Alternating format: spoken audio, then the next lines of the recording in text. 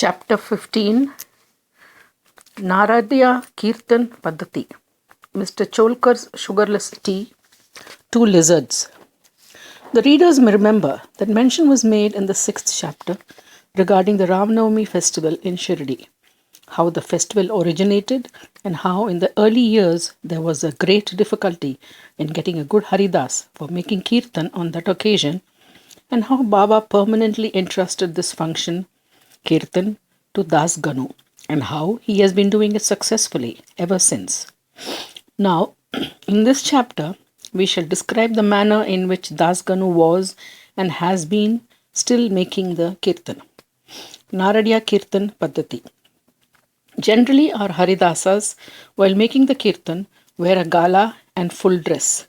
They put on a headdress, either a feta or a turban, a long flowing coat with a shirt inside, an uparani short dhotar on the shoulders, and the usual long dhotar from the waist below. After dressing himself in this fashion for some kirtan in the Shirdi village, Das Ganu once went to Baba for making a bow. Baba asked him, "Well, bridegroom, where are you going, dressed so beautifully like this?" "For making a kirtan," was the reply. Then Baba said, "Why do you want all this paraphernalia coat, uprani and peta, etc.? Do off all that before me. Why wear them on the body?" Das Ganu immediately took them off and placed them at the Baba's feet. Thenceforth, Das Ganu never wore these things while making the kirtan. He was always bare from waist upwards, a pair of chiplis was in his hand, and a garland round his neck. This is not in consonance with the practice generally followed by all the Haridasas, but this is the best and the purest method. The sage Narada, from whom the Kirtan Paddhati originated, wore nothing on his trunk and head. He carried a veena in his hand and wandered from place to place, everywhere singing the glory of the Lord. Mr. Cholkar's Sugarless Tea. Initially, Baba was known in Pune and Ahmednagar districts, but Nana Sahib Chandorkar, by his personal talk, and by Das Ganu, by his splendid kirtans, spread the fame of Baba in the Konkan, Mumbai Presidency. In fact, it was Das Ganu, may God bless him, who, by his beautiful and inimitable kirtans, made Baba available to so many people there. The audience who came to hear the kirtans have different tastes. Some like the erudition or learning of the Haridas, some his gestures, some his singing, some his wit and humor, some his preliminary dissertation on Vedanta, and some others his main stories, and so on. But among them there are very few who, by hearing the kirtan, get faith and devotion or love for God or saints. The effect of hearing Das Ganu's kirtan on the minds of audience was, however, electric as it were. We give an instance here. Das Ganu was once making his kirtan and singing the glory of Sai Baba in the Kaupeneshwar temple in Thana. One Mr. Cholkar, a poor man serving as a temporary employee in the civil courts in Thana, was amongst the audience. He heard Das Ganu's kirtan most attentively and was much moved. He, there and then, mentally bowed and vowed to Baba, saying, "Baba, I am a poor man, unable to support my family. If by your grace I pass the departmental examination and get a permanent post, I shall go to Shirdi, fall at your feet, and distribute sugar candy in your name." As good luck would have it, Mr. Cholkar did pass the examination and did get the permanent post, and now it remained for him to fulfill his vow. The sooner the better. Mr. Cholkar was a poor man with a large family to support, and he could not afford to pay for the expenses of a Shirdi trip. As is well said, one can easily cross over the Nane Ghat in Thana district or even the Sahyadri range, but it is very difficult for a poor man to cross Umbar Ghat, that is, the threshold of his house. As Mr. Cholkar was anxious to fulfill his vow as early as possible, he resolved to economize, cut down his expenses, and save money. He determined not to use sugar in his diet and began to take his tea without it.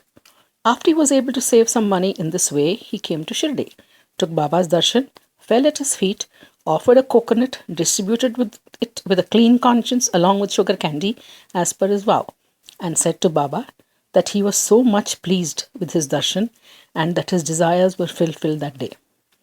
Mr. Cholkar was in the masjid with his host Bapu Sahib Jog When the host and the guest both got up and were about to leave the masjid, Baba spoke to Jog as follows.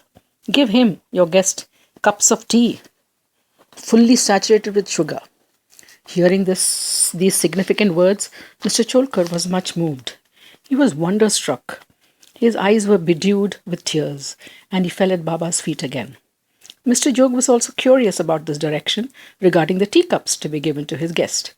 Baba wanted by his words to create faith and devotion in Cholkar's mind.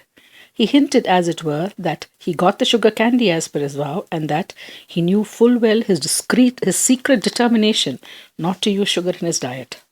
Baba meant to say, if you spread your palms with devotion before me, I am immediately with you, day and night. Though I am here bodily, still I know what you do beyond the seven seas. Go wherever you will over the wide world, and I am with you. My abode is in your heart, and I am within you. Always worship me who is seated in your heart, as well as in the hearts of all beings. Blessed and fortunate indeed is he who knows me thus. What a beautiful and important lesson Baba was thus imparted to Cholkar. Now, two lizards. Now we close this chapter with the story of two little lizards. Once, Baba was sitting in the masjid.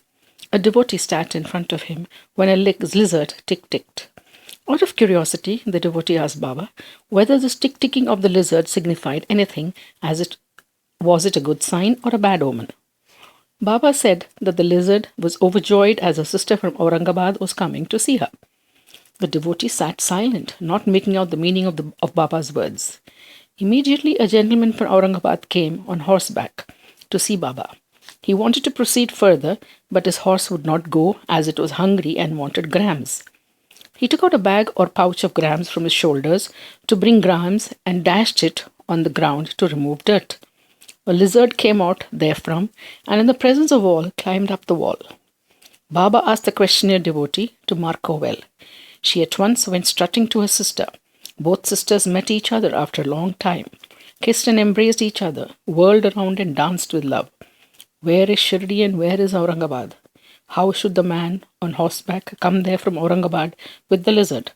And how should Baba make the prophecy of the meeting of the two sisters? All this is really very wonderful and proves the omniscience, the all-knowing nature of Baba. Postscript. He who respectfully reads this chapter or studies it daily will get all his miseries removed by the grace of the Sadguru Sai Baba. Hence, bow to Shri Sai, peace be to all.